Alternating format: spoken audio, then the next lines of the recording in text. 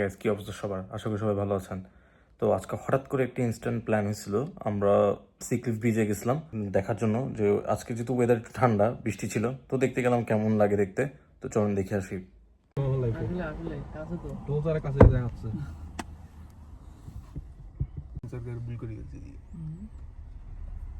আজকে আকাশ খুব মেঘলা ছিল এবং খুব সাথে খুব ঠান্ডা বাতাস ছিল।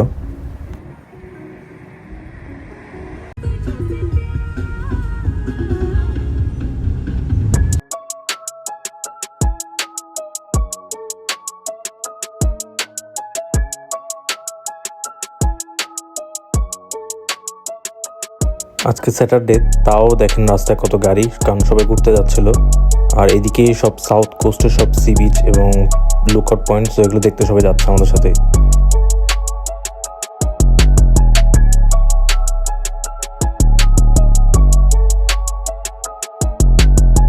রাস্তাগুলো এত আঁকা বাঁকা, মানে খুব সুন্দর ছিল।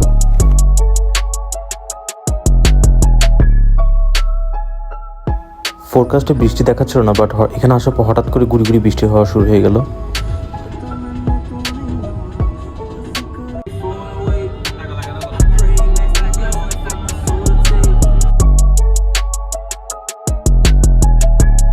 কি সুন্দর একটা ভিউ, মেঘ দেখা যাচ্ছে আর পাহাড়। রাস্তাগুলোও ভিজা ছিল, কারণ এখানে অনেক কিছু আগে বৃষ্টি হয়ে গেছে।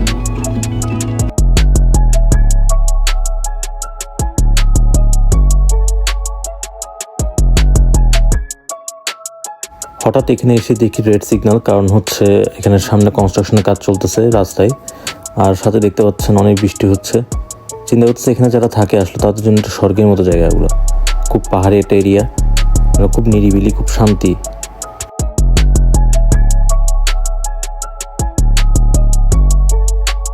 এখান থেকে আসলে বেসিক্যালি সি ক্লিফ ব্রিজ শুরু, এবং ভিউটা আসলে অস্থির।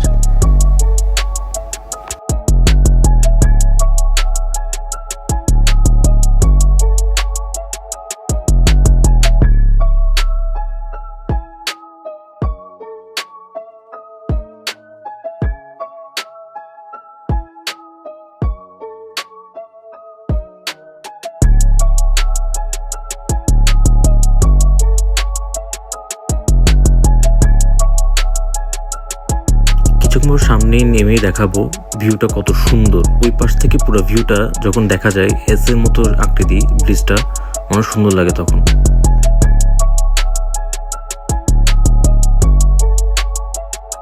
আর এই পাশেই হলো প্রশান্ত মহাসাগর।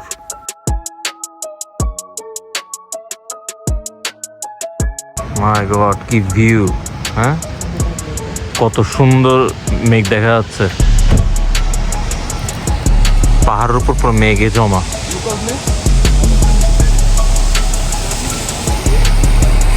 যাক, বৃষ্টির টাইমে এসে আসলে অর্থিত হয়েছে, যার কারণে ভিউটা দেখতে পাচ্ছে, এত সুন্দর লাগতেছে। মেইনলি হচ্ছে সি ক্লিফ ব্রিজ, এটা হচ্ছে খুব ফেমাস। এখান থেকে মানে ভিউটা এত সুন্দর দেখায় সমুদ্রের। আজকে অনেক মেঘ, হাঁটতে ভিউ দেখা যাচ্ছে, মানে কত সুন্দর।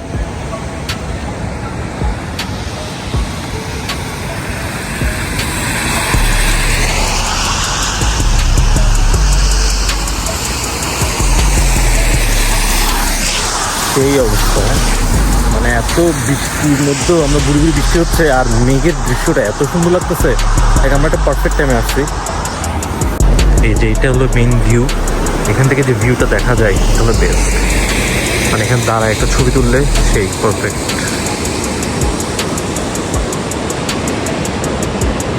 দেখুন কত সুন্দর ভিউ, পুরো মেঘলা হয়ে আছে, দূর দূর সমুদ্র, পানির যে কালার, মাশাআল্লাহ। আমাদের দেশেও সুন্দর লাগে ভিউটা তো সুন্দর লাগে।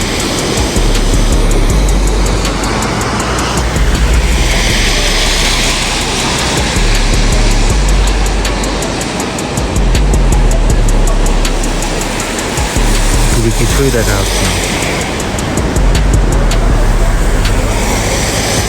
পুরো মেঘ আর মেঘ।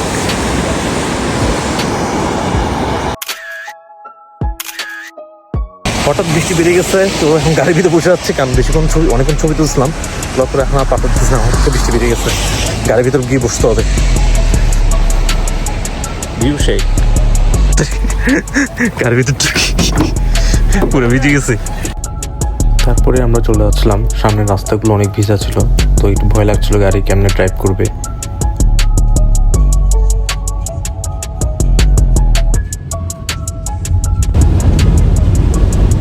এই থেকে ভিউটা সমুদ্র আসলে।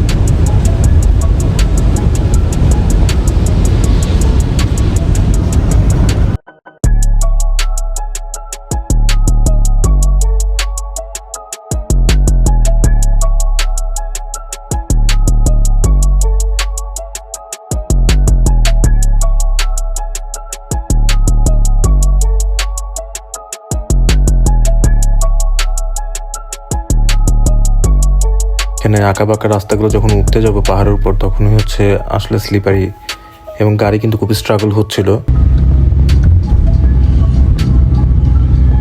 অস্ট্রেলিয়াতে প্রচুর কনস্ট্রাকশন কাজ চলে রাস্তার মধ্যে, তখন তারা এভাবে লাইট সিগন্যাল দিয়ে যাওয়ার ব্যবস্থা করে দেয়, এক সাইড ওপেন রেখে আর এক সাইড অফ রেখে গাড়িগুলোকে যেতে দেয়।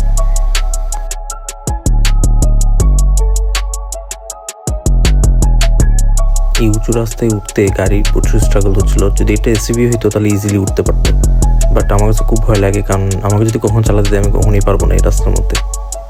তাই তো দুইজন দক্ষ ড্রাইভার সিফাত ভাই আর হচ্ছে সাকিবকে নিয়ে আসছি আমরা।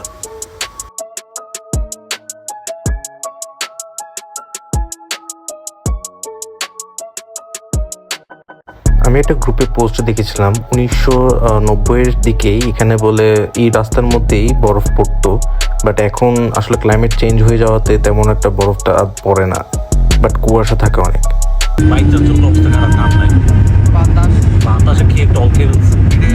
আমরা এখন একটা ব্যাংকস্টাউন সেন্টারে আসলাম, তো কিছু বাজার করব। Off black matte BMW।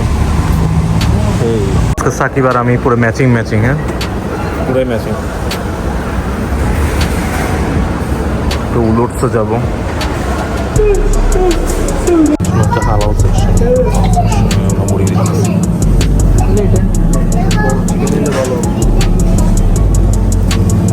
তো একটা হালাল হোল চিকেন নিলাম 2 কেজি 107 গ্রাম, তো $10 করে পড়লো। আর একটা কোক নিলাম।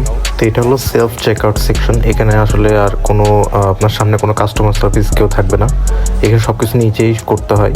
যেমন এভাবে স্ক্যান করে আপনি ওই ওয়েট অপশনে রাখতে হবে ব্যাগ সহ, এবং পরে পে করে দিতে হবে, ডিসপ্লেতে দেখাবে কত ডলার আসছে।